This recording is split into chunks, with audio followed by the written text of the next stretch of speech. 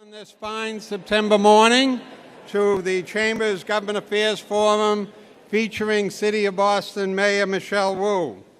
It's wonderful to have Mayor Michelle Wu return for another sold-out Government Affairs Forum with about 650 people that have joined us here today. If any more came, we would have to put them out in the hallways.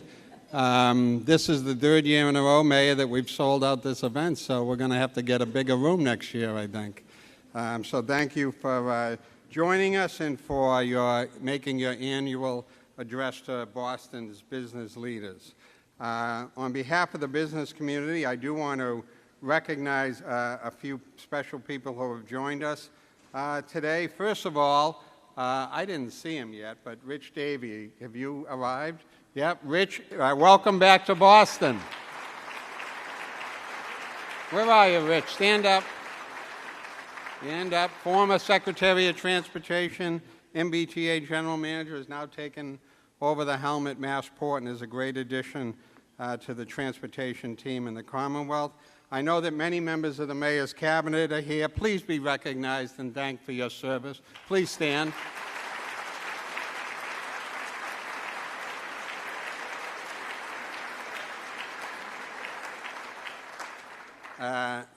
A special friend and someone that we've collaborated quite a bit over the past few years is Boston Police Commissioner Michael Cox. Michael.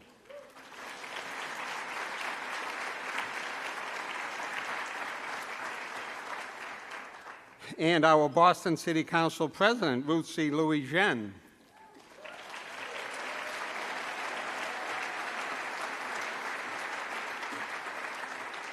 Now, I want to give I know I mentioned the Mayor's Cabinet, but I want to give a special thank you to Chief Joshua Franklin Hodge, who met earlier this morning with the Chamber's City Awake network of young professionals here in our community, talking about all things mobility and transportation in Greater Boston.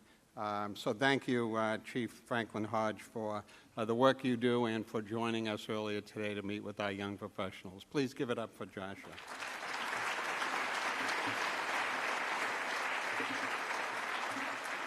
And, you know, I saw a friend earlier this morning who recently announced his retirement from Boston's Private Industry Council. Many of you are members of the council, have engaged with the council. Neil Sullivan has just done a terrific job serving Boston's community over many decades. So please show Boston gratitude to Neil Sullivan for all that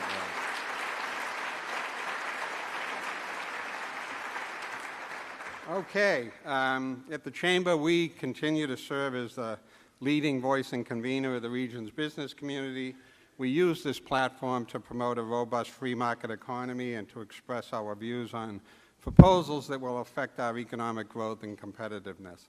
To that end, we have taken up 2 positions on upcoming ballot questions that we'll vote on here in the Commonwealth in November that we view as bad for our region.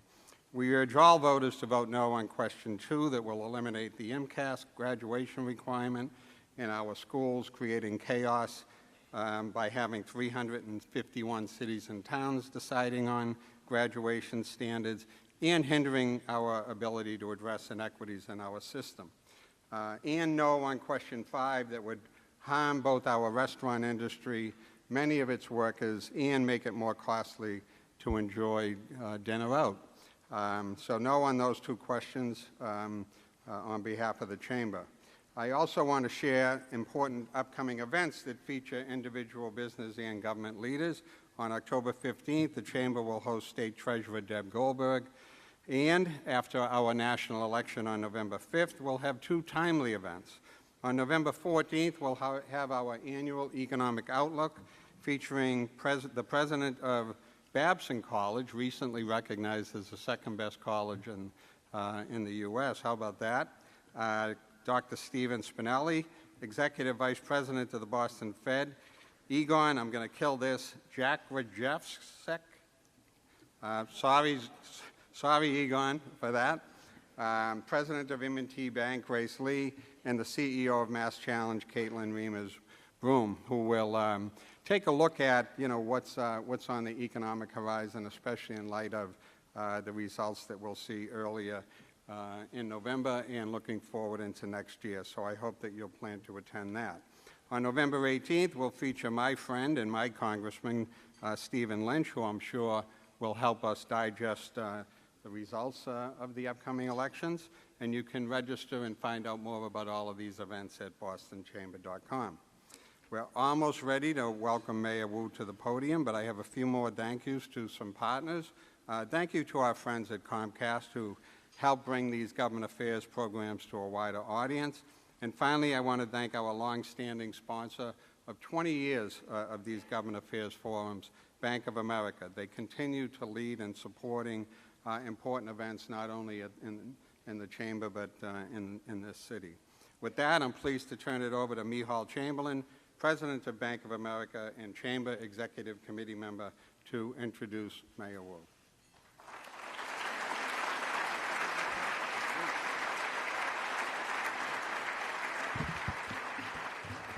All right. Good morning, everyone. It's great to see you.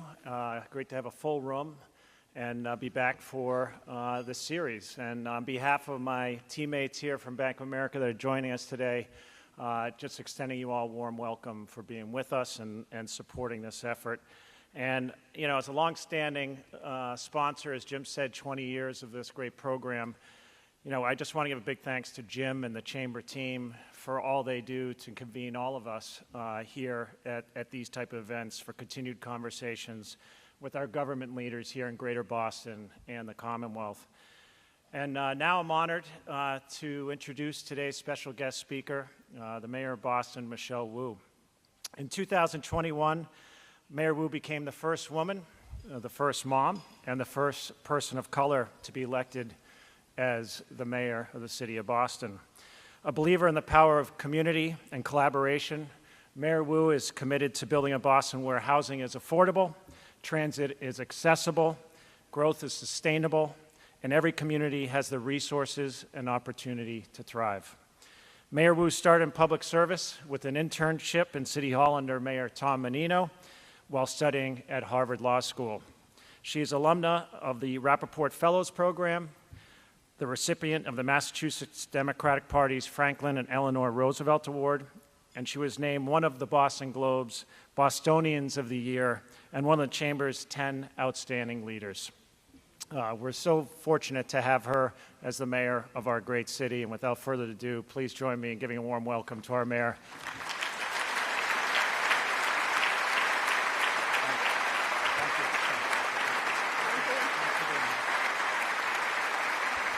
Good morning. Good morning, everyone. Welcome to our annual fall tradition, one that I'm blessed and privileged and look forward to every year to be able to give a little bit of an update on how we're thinking about the work happening in City Hall, and most of all, to get to see everyone again in person and to catch up on all the incredible work that's happening in your institutions and businesses. So thank you so much, Michal, for your very kind and generous introduction, and even more importantly, for the work that you do at Bank of America with your team every single day for our city. I've been grateful to see that up close over the last year. Lots of youth summer jobs work and your leadership in that program, as well as an incredibly successful Boston Marathon under Bank of America sponsorship. So congratulations. We know that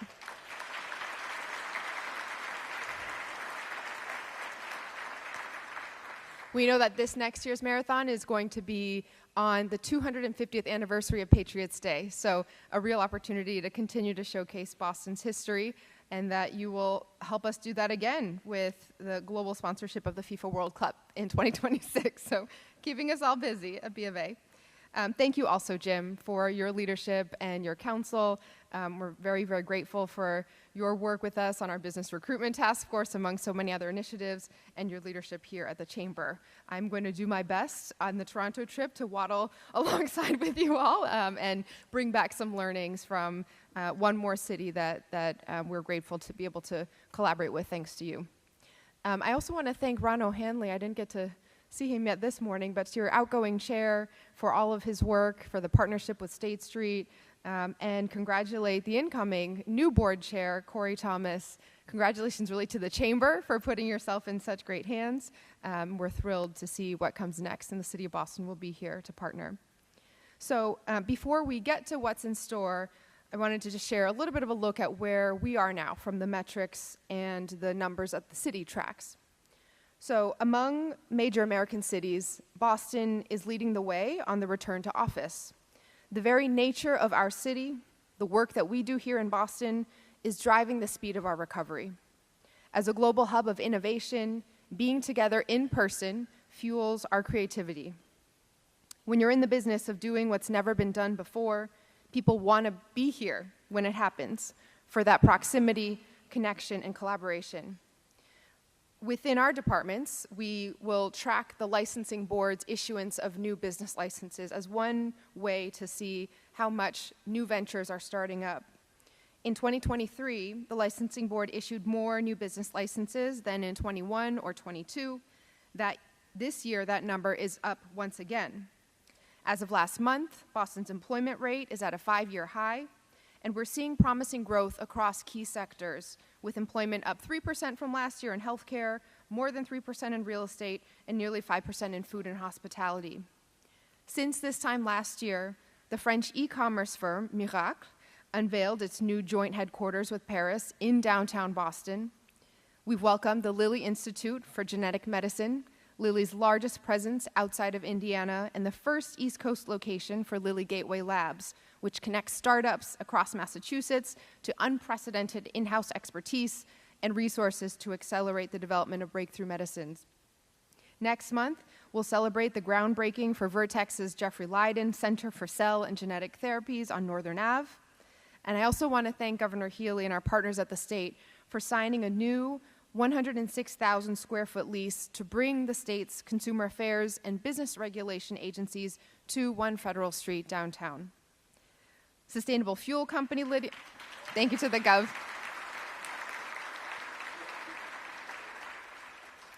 We're also building our climate tech hub out in Boston in partnership with the state's efforts. Sustainable Fuel Company Lydian signed a lease to join Archaea Bio, Indigo Ag, Mori, and Galley in Charlestown as part of the Hood Park Climate Tech Innovation Hub. And EV Passport announced that it would be opening its new East Coast headquarters in Boston's financial district this fall, citing the immense pipeline of talent from our colleges and universities, the convenience of Logan Airport, and our city's investments in electric vehicles and EV infrastructure. Lego, of course, is planning to complete their move to Boston by summer of 2025, and they're already present in our community.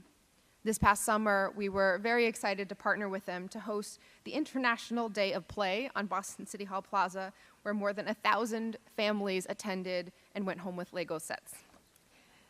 In one of the largest office space deals since the pandemic, Boston Properties announced that Bain Capital would be expanding their presence in Back Bay.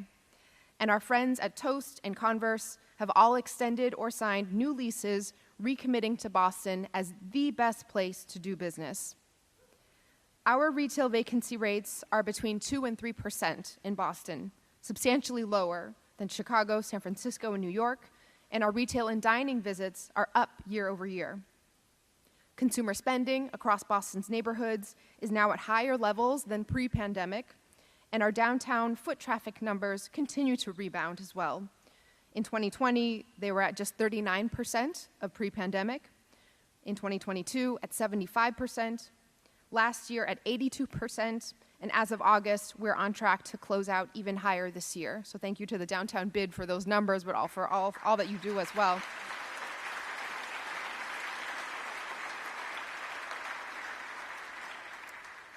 Boston's strength is a testament to the leadership in this room and across our neighborhoods, to all the ways in which this community invests in all of our communities.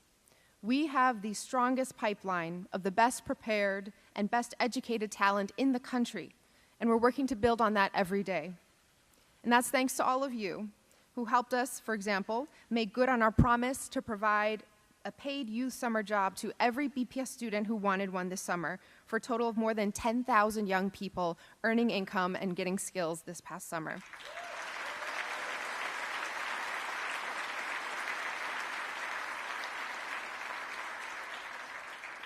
I'm sure each table has participants in that program, and I want to thank each and every one of you. This is one of the most important ways that we are investing in our community and growing our talent pipeline. And a special shout out to John Hancock for their many years of sustained leadership on summer jobs, as well as to our hospitals across the city for stepping up once again to inspire and invest in the next generation of healthcare leaders. I had the chance to shadow the program, the internship program at Dana-Farber. And a special thank you as well to Liberty Mutual, which more than doubled the number of youth summer jobs they funded and more than quadrupled the size of their summer intern class. So thank you so much to Tim and the entire team.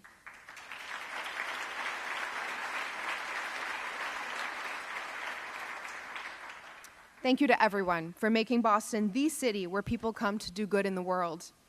When it comes to purpose-driven work, inspiring workplaces, amenities, benefits packages, training, and a laser focus on workers' all-around well-being, Boston's business community is in a league of its own. And we need to be, because we're competing on an international scale when it comes to the best talent, where they want to put down roots, and where companies will choose to grow. Our mission at the city is to reinforce the work all of you are doing by making Boston a place where, if you're not experiencing it in person as a resident, a business owner, or a worker, you know you're missing out. Last year, from Shakespeare on the Common to BAMS Fest in Franklin Park, we received more than 800 special events applications. That's the most we've seen in nearly a decade, nearly double the number received in 2021. And we're on track to surpass that by the end of this year, with a special thank you to the Celtics for giving us a reason to break out the duck boats a little bit ago.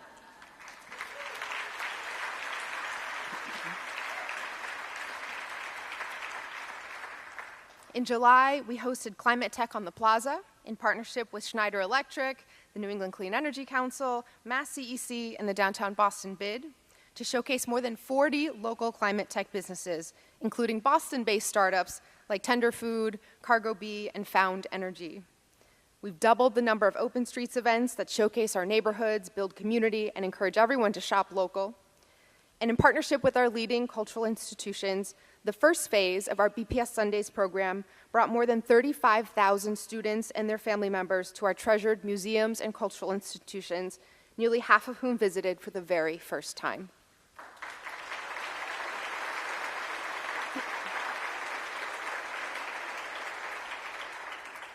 But we know we need to be relentless in our continued collaboration and partnership across the public, private, and philanthropic sectors to keep Boston competitive and maintain our edge in a globalized market. Last week, I joined leaders from Boston's Green Ribbon Commission for a presentation from Brian Koop on Boston's return to work. Koop shared that the average office tenant turns over every 47 months, but because Boston Properties has held so many major commercial office spaces over the long term and can track tenant trends through the use of employee security passes or individual seat counts, they have a unique window into the most precise data on Boston's return to office. And thank you to Brian for allowing me to share some of these numbers with you all here today. So their analytics suggest that Boston's Class A office building occupancy has outperformed national levels in both 2023 and 2024 by as much as 20%. Recent data from the first quarter of 2024 points to a firming of Tuesday through Thursday occupancy as high as 96% of pre-pandemic levels, although Mondays are at 66% and Fridays at just 36%. I know you all are identifying with that. Most of all, he flagged what I've heard from so many in our business community, that this means fewer in-person commutes to downtown and our small businesses, and that this is a major shift in the very nature of our economy that we are still very much in the middle of navigating. To ensure that we emerge in a position of strength, we've been focused on protecting stability and achieving predictability across every metric for families and businesses all over our city. Nowhere is that predictability more important than when it comes to the safety of our communities. The examples across the country of urban doom loops or cities facing a cycle of disinvestment are connected to a clear deterioration in public safety. For residents, customers, and employees to experience full consumer confidence, full labor force participation, and general community health, there must be a foundation of safety. That's why we've built a dedicated focus on city departments, public safety agencies, and community partners coming together to set a new approach, to coordinate resources and measure our progress carefully. And the results are clear. Across almost every category, violent crime in our city is down, and under our administration, this focused partnership approach has reduced gun violence to the lowest levels on record year after year.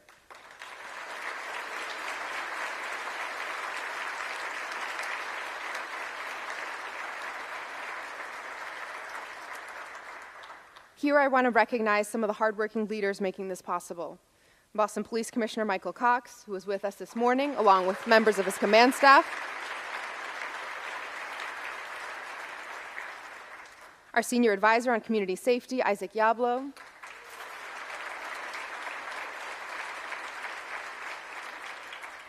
They're joined by partners across our cabinet, from Chief Jose Masso of Human Services, Chief of Economic Opportunity and Inclusion, Shogun Idawu, and so many others who have leaned in on this.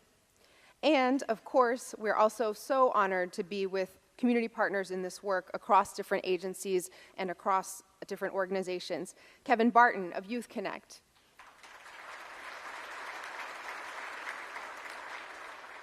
Roy Martin from the Life Course Health Unit at the Boston Public Health Commission. And Mr. Supreme Hassan, founder at Responsible Parties Incorporated. Thanks to their dedicated and relentless coordination with neighborhood associations, faith leaders, returning citizens, and all our community members, Boston is the safest major city in the country.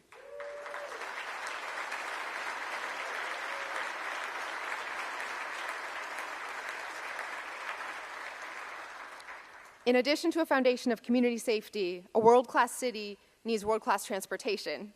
And here we continue to hail General Manager Phil Eng and his team at the MBTA for much-needed progress on one of the most impactful barriers to reaching our fullest economic potential, public transit reliability. And as we work alongside the state to keep the MBTA fixes coming, in City Hall, we're also taking every step within our jurisdiction to improve our transportation network. I'll give just one example. In February, Boston became one of just 2 American cities selected to partner with Google's Project Greenlight. Together with our Innovation and Technology Cabinet and our transportation team, thank you again to Yasha and the entire team, researchers at Google are using artificial intelligence to analyze driving trends from Google Maps to help our traffic engineers optimize signals and cut down on congestion. The intersections where this has already been implemented have seen stop-and-go traffic reduced by more than 50%. So we're excited by the progress so far, and with new recommendations coming in from Project Greenlight every month, we look forward to helping our residents spend less time getting where they're going and more time being there.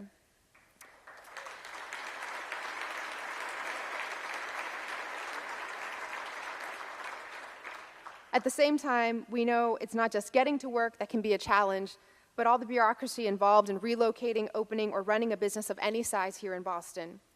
Several months ago, a global science and technology company reached out to us about exploring the prospect of bringing their U.S. headquarters to our city. They wanted to be somewhere with access to the greatest resources and the brightest talent, near their customers and partners.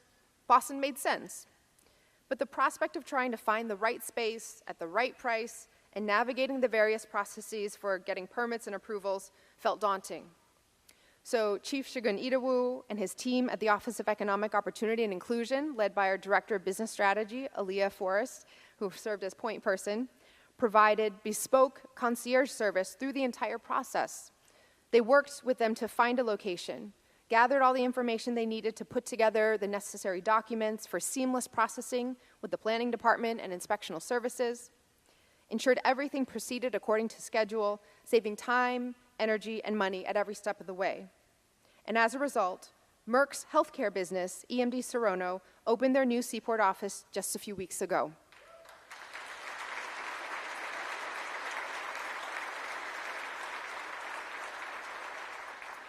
I want to thank David Nichols, I think may or may not be here this morning, and Kate and the entire team.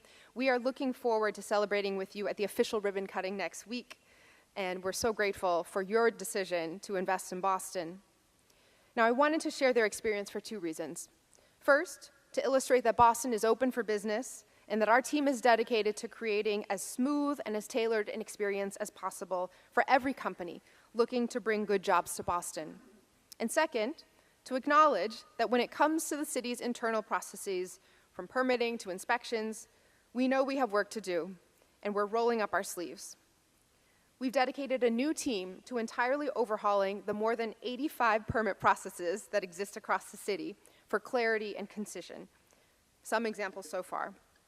For Boston Fire Department permits, everything from food trucks and portable generators, fuel storage, open burning and cooking, we've reduced the amount of time from application intake to approval by more than 40%. We've cut the amount of time it takes the Transportation Department to review resident block party applications down from several hours to under 10 minutes. And we cut inspectional services temporary food permit required for any event that has perishable food down from 9 pages to 3.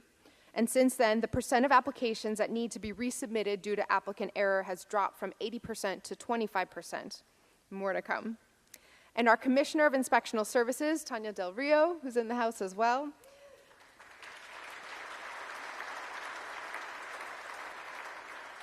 Commissioner Del Rio, who took over in February, is working with her team to streamline all our processes over at ISD, starting with inspection requests.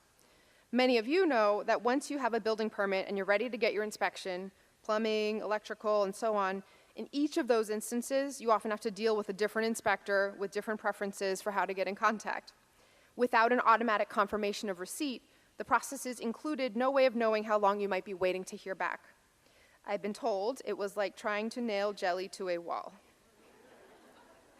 So, 2 weeks ago, we set up a new process to centralize inspection requests through our call center. Now, if you're a contractor and you need to request inspections, there's just one number to call, and the team at ISD will triage all the different inspection requests with a service standard of responding within 48 hours. In the months ahead, we'll also be launching an online portal with all this information in one place, so it's even easier to submit an inspection request, enter your preferred date and time, and get a call back. We're also gearing up to restructure and modernize ISD's Plans and Zoning Division. Right now, there are 2 major bottlenecks to getting projects permitted. The first is that there's only one supervisor who assigns all the different projects for review. And the second is that there's just one team of plans examiners, all of whom do a little bit of everything. That means that not only do all projects, big and small, go through one person for assignment, but because there's no specialization or division on the team, if you're trying to build a skyscraper, you could get stuck behind someone who's building a triple-decker. Moving forward, we will have 2 supervisors and 2 separate teams dedicated to supporting fast-track permitting for smaller, simpler projects, and separately on larger, more complicated projects that require more in-depth review. This will allow all projects to move through the process much more quickly.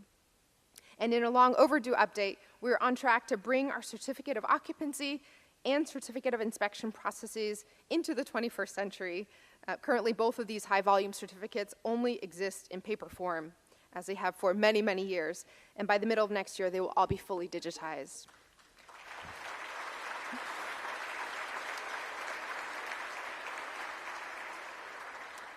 And as part of our ongoing efforts to modernize Boston's zoning code, later this morning, we'll release a report with draft recommendations for updates to the Article 80 development review process.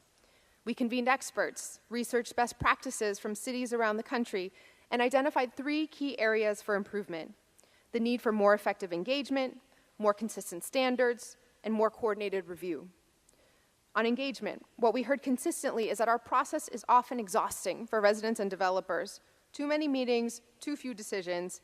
So to streamline that and include a wide range of perspectives, we will be proposing community advisory teams where we'll bring together expert voices and neighborhood leaders with the training and resources to ensure that development projects are advancing neighborhood and city goals instead of a project-by-project approach. We're also proposing to standardize mitigation and community benefits because the benefits of development should be predictable and so should the costs. Communities want to know that they're getting a good deal from growth in our neighborhoods, and developers want to put the cost in their pro formas well in advance. Finally, we've heard very clearly that the Article 80 process can drag on indefinitely, and that is unacceptable. Our decision-making should track the way buildings are actually envisioned and built, with a process that locks in major decisions and avoids relitigating every aspect of a project until the board votes. With these changes, we're confident we can add predictability and cut time and expense for everyone. We heard loud and clear that a fast no is better than an endless series of maybes, and projects that are checking all the boxes should sail through the process to deliver the housing and other benefits the city needs quickly and predictably.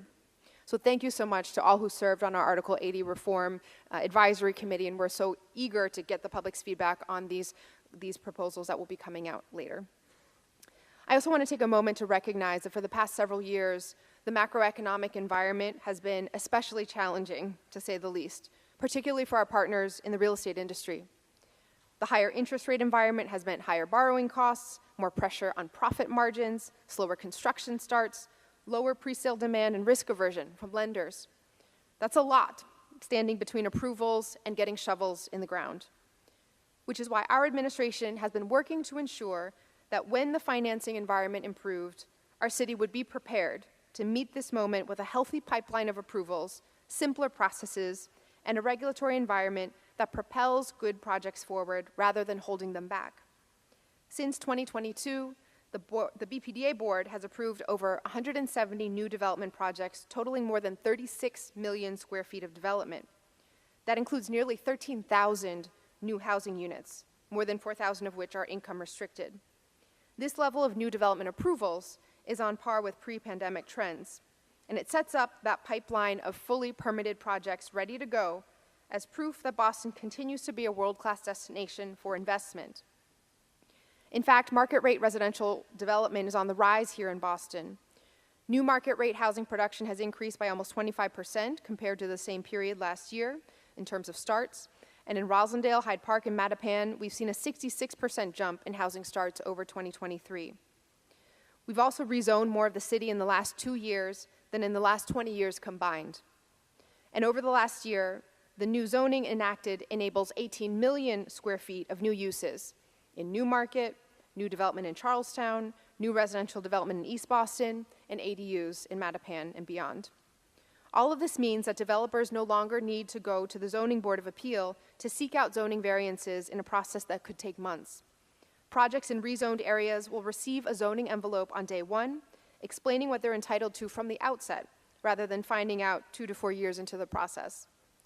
We're also updating review timelines and will publish performance reports to hold ourselves accountable to those timelines.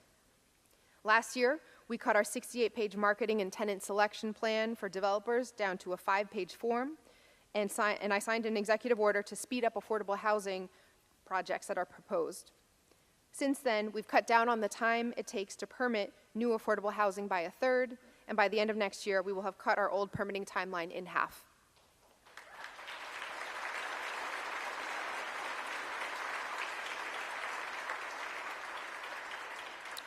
And with a particular focus on downtown, just yesterday I signed an executive order waiving IAG's impact advisory groups for office to residential conversion projects to further streamline this important initiative.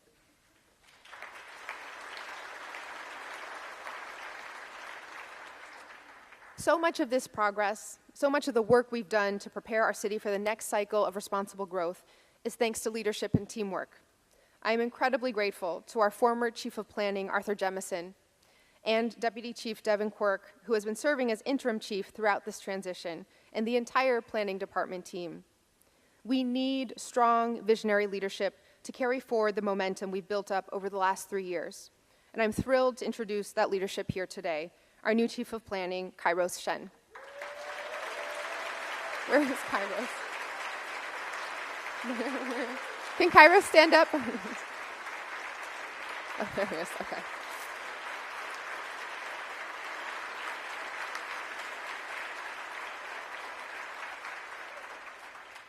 Many of you know Kairos well. His unparalleled commitment to design and beautiful buildings, his love for Boston, his experience to make projects happen. I've known Kairos as a friend and advisor for the last decade and a half. from my very first meeting in the mayor's office, watching him present on developing the then shuttered Ferdinand building in Roxbury into the bowling building. To today, with his discerning contributions to our Article 80 steering committee. His most recent leadership at MIT's Center for Real Estate demonstrates the kind of brilliance, creativity, and innovative thoughtfulness that we need to bring to planning Boston's future. I look forward to his leadership as the first architect to serve in this role for Boston, and I'm so grateful that you are coming back and bringing all of this with you.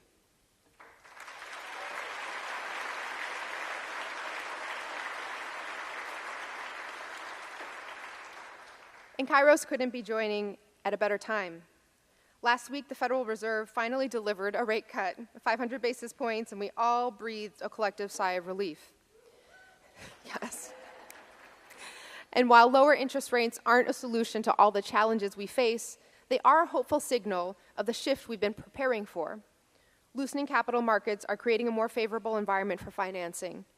Add to that programs from the state, like the Momentum Fund included in Governor Healey's recently approved bond bill. Thank you to the legislature as well. And that has made it more feasible for the city to step in and help close some of the financing gaps with the tools available to us. Today I'm sharing that Boston will create a housing accelerator fund to invest up to $100 million from the city's free cash fund balance to create much needed housing in our city.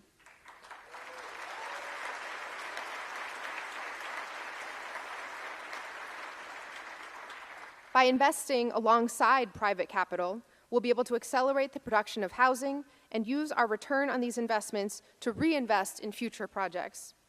The first project to benefit from this fund will be the mixed income units already permitted through the Boston Housing Authority's public-private partnership with Leggett McCall Properties at the Bunker Hill BHA community in Charlestown.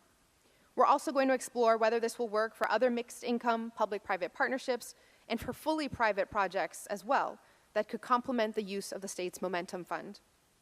Kairos and our planning department and our entire team at the city will continue working with all of you to better understand the individual challenges your projects may be facing and explore creative ways for our city to help unlock more opportunities for growth. So we've covered a lot of ground, and I want to make sure we get to Q&A and have a little time afterwards. So I want to close with a very brief update on the future of Madison Park Vocational Technical High School. I'm pleased to report that we're on track to begin the design of a new facility in the next couple weeks, one that's equipped with the tools, technology, and new program tracks to develop the pipeline of talent our business community needs. Our city's premier vocational high school should reflect the growth industries that will fuel our city. We're planning for Madison Park's new career tracks to include biotechnology and robotics and a focus on our green jobs, in addition to many others. And we're looking to all of you in this room to continue helping to steer that effort. Join a program advisory board, help shape our curriculum to meet your workforce needs, host a Madison student as a co-op. I'm proud of all the work that we've done at the city over the last 3 years, both internally and in partnership with the leaders in this room, to ensure that when the economic winds shifted, our anchor would be up, our ship would be in order, and be ready to chart a course towards a smarter kind of growth. I want to thank all of you for all the ways in which you've contributed to Boston's readiness to meet this moment, and I'm so excited to continue working alongside you to make Boston the best place on earth for businesses, families, and all our communities. Thank you.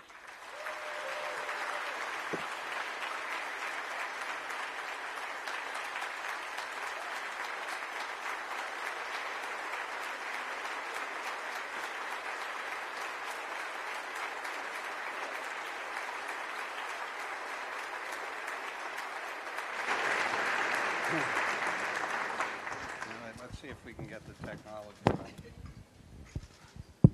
Mine's on. Yeah, I guess we're on. We did it.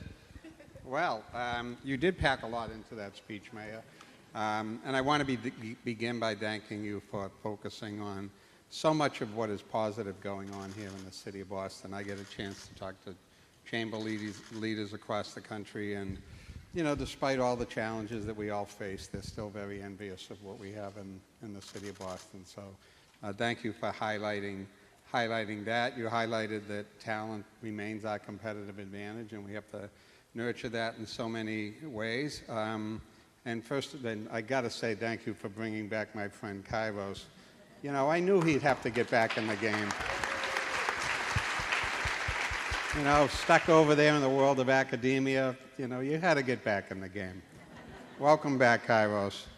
You know, the focus on public safety, you're right. Nothing could be more important and fundamental to the business community than making sure that, you know, the city is safe for customers, for residents, for employees. So much there. And you know how close to our hearts Madison Park and Boquet is. So look forward to continuing to partner on that. But one of the things we do well here, I think, that keeps us in the position we're in is also sort of focus on and address the challenges that we had. I wanted to ask about housing, and you said so much about it in terms of process and creating the Accelerator Fund and just so much good. You highlighted, you know, that BPDA has approved thousands of new housing units. 2023 was a tough year in terms of getting them into construction. We've got some momentum now. You know, we've got, you know, what's happening with the rate cut and so forth and these process improvements. I want to ask about the policy side. You know, our friends at NAIOP recently suggested we should reevaluate or delay policies that will make it, in our minds and their minds, more difficult to begin construction, and have asked that you would delay the inclusionary zoning requirements set to take effect next week. What are your thoughts on that? Well, first of all, thank you again for having me and for all of your leadership. I am only here because of the incredible work of our team, so thanks again to cabinet members, department heads, and all those who are here and not here. Shout out also to Madam President. The partnership on the City Council has been absolutely amazing, and even just was it last week we were in the backyard.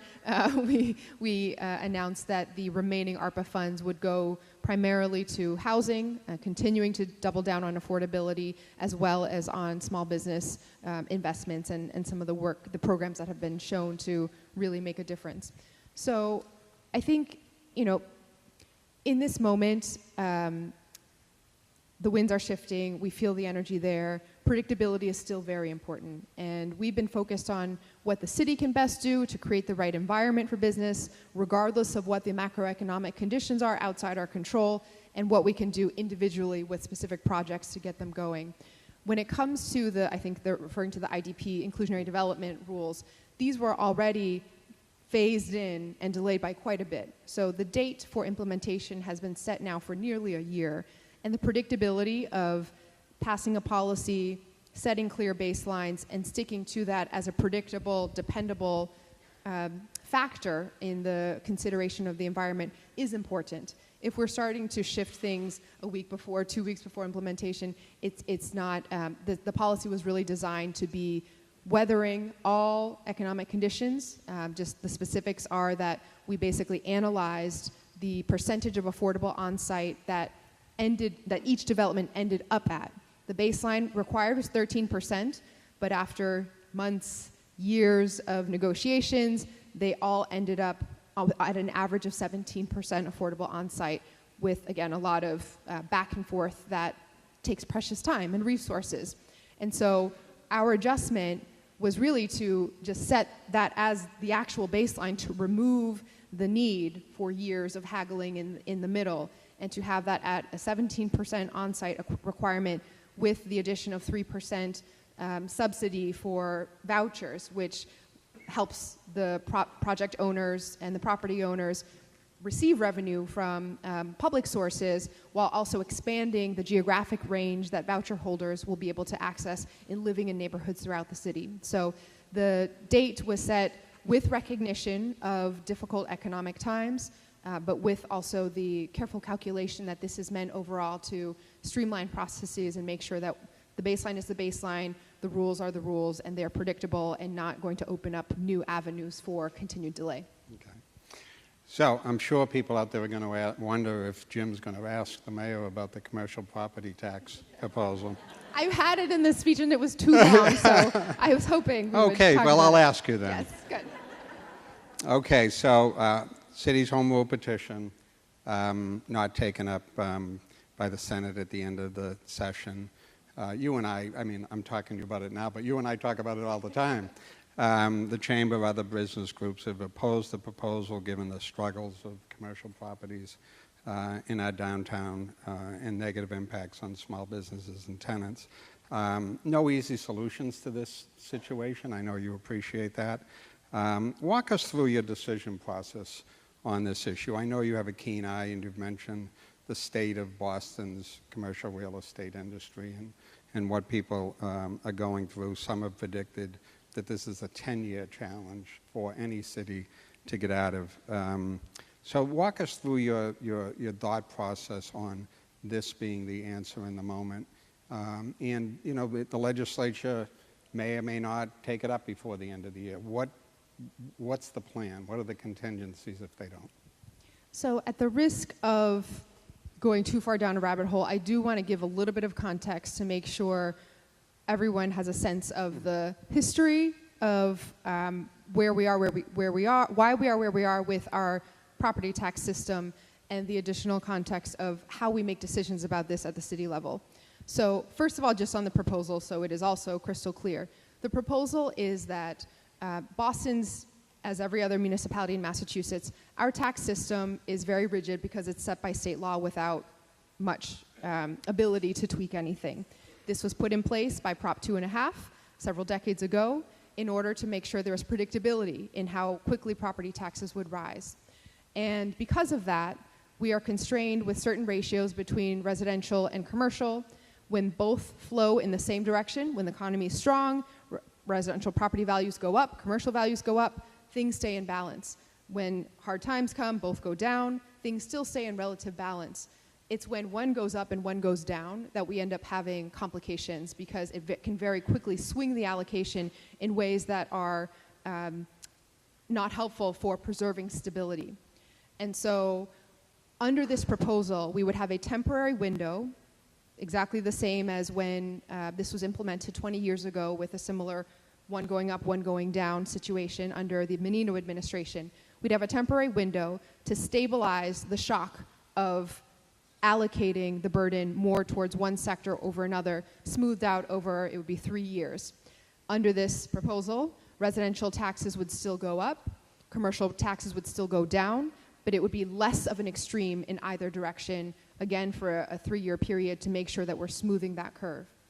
I think what I want to point to in terms of how we think about how to balance everything, you know, the interest rates coming down were a big relief and created a lot of pain for certain industries and the business community for some time. But there's a wider recognition that the Federal Reserve has to balance multiple competing, sometimes, interests. Their dual mandate of managing both inflation and unemployment means that sometimes they have to make decisions where they're really trying to control the inflationary pressures on residents while also keeping an eye on how to best increase economic opportunity and incentive. It's similar at the city level, where I see our dual mandate as balancing opportunity and stability. We want to be the place where we're incentivizing growth, where there's new development, where we are creating every possible opportunity for entrepreneurship and investment, and we want to make sure that the pressures on our residents from gentrification or cost of living going up, our displacement, are managed very carefully as well. And that is a balance, and that can be a balance that feels a little bit wider than the purview of some of the groups that have spoken out who are necessarily and thankfully focused on pushing opportunity for the business community as the #1 agenda item. We all have our roles in that. But these two are intertwined. Obviously, you all know every day that if our residents were to have a sudden shock of increase in housing costs, that would be incredibly disruptive for your workforce and for your customer base and all of that. And our residents depend on the commercial sector to be strong and stable as well in creating jobs and creating the economic conditions for people to be able to make ends meet and go about their daily lives. The balance between the residential and commercial sector sharing taxes and therefore paying for city services has been in place since 1982 under Prop 2.5. Around that time, it was about a 30-70 split. 30% of the total property tax revenues came from the residential sector, 70% from the commercial sector. By the time I started on the council, it was closer to a 1/3, 2/3 split, a third residents, 2/3 commercial. This year, it is at about a 40-60 split. And so we've seen that transition over time as the residential tax base has grown, as the commercial base has also grown, but in a way that is more balanced between the two, as residential values, frankly, have increased quite a bit with Boston's success, stability, safety, all of that. And so what we're trying to achieve with this is to maintain that balance. We are headed through this major transition to a place where we're going to be even beyond 40-60. It will likely be closer to 45-65. We're going to be seeing a major shift in the balance between these two sectors. But for it all to come in 1 year, for residents to experience a more than double-digit shock versus having it phased in over 3 years makes a big difference to people who are living in our communities, to the workforce stability that you will experience, to the residential housing developers who are trying to get new housing starts and also want to prevent a residential property tax spike from going up. So that's the justification behind this particular proposal. Now, why not dip into our reserves, or why not cut our budget to try to achieve some offsetting of this? There are ways that we could be seeking more revenue, and we need to be, right? There are proposals up at the State House every year around tourism taxes or other streams. In Massachusetts, cities cannot create new revenue streams on their own without state legislative approval, and so that makes it so that we are very dependent on property taxes. 72% of our budget came from property taxes this current fiscal year. And so to pay for the work that's happening at Mass and Cass, in our schools and classrooms, with streets and potholes and trash pickup, our budget is majority from salaries and personnel. We don't do line items at the city level that the state might have a little bit more flexibility to just reduce what each organization is getting on the outside. We are very, very limited by Prop 2.5. When property taxes are constrained at 2.5% increase per year, I think this stat is right, somewhere like this, something like 25 of the last 43 years that Prop 2.5 has been in place, inflation has been greater than 2.5%. So our budget growth has not even been able to keep pace with inflation. And we depend on new development, we depend on parking tickets, we depend on other ways to try to make up that extra bit. But the belt around us is already cinched quite tight since 1982 because of that firm rule that many other cities do not, in other parts of the country do not have, and that we are keeping up. Our budget increased by 7% this last year. Sometimes it's described as 8%, but the 1% of the BPDA coming to the city came with 1% additional revenue because that was off the books and now on the books. The 7% is in line and even below some of what we see in surrounding areas, as many of our municipal contracts adjusted to the wages of this moment. The MBTA's budget went up by more than 10%. As they settled new contracts, surrounding cities went up by similar amounts as well. And if we were to dip into our reserves, we have a free cash balance of somewhere around $500 million that is unrestricted by state law. The amount that we would have to dip in would basically cut that in half, and it would be a one-time use that then disappears when this is an allocation problem, not a revenue problem. And so to do that when unemployment is low, when the economy and all the signs are moving in the right direction, is actually not a fiscally responsible choice for the city. To cut something like $200 million from the budget would be half the police department's budget, or more than the entire Public Health Commission's budget. And so we are looking for this particular solution. It's certainly not the easiest one to get, and believe me, if I didn't have to ask for this, I would be trying to pursue a different method, because getting through all these levels of approvals is tough, but it is the one that maintains balance while managing this unique moment where we are in a major transition for our economy and therefore the tax base.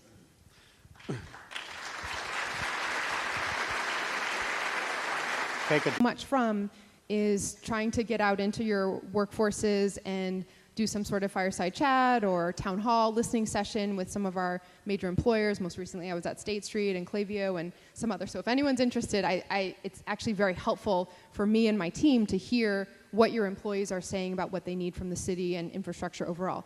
But the number one issue that comes up at these is the reliability of the T. It doesn't run often enough. You don't know if it's going to get you there for sure. Commuter rail and subway, and the experience just makes it so that people do not want to sacrifice that time, stress, energy to be able to do their jobs. They'd rather do it remotely, or they'd rather even potentially think about going somewhere else. So this, I believe, is the most fundamental barrier within our general control, not the cities necessarily, but the MBTA and all of us who partner with the MBTA to ensure that we are getting our public transit reliability to the level that it needs to be.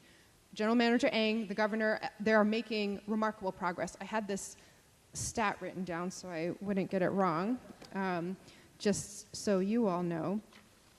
This time last year, there were 244 speed restrictions or slow zones on the T, making up about 27% of subway, the subway lines. At this moment now, there are 55 speed restrictions making up 6% of the subway, mostly on the red line, and those are in plan to get fixed.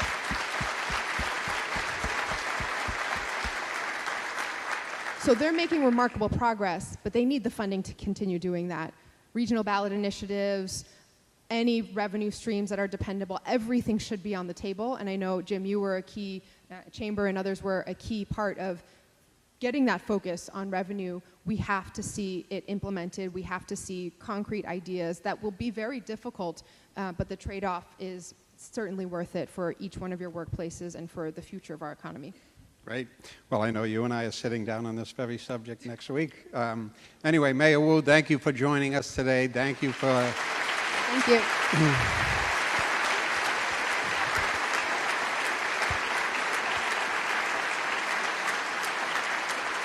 Yeah. And thank you for your continued partnership and willingness to dialogue, even when we don't agree on everything.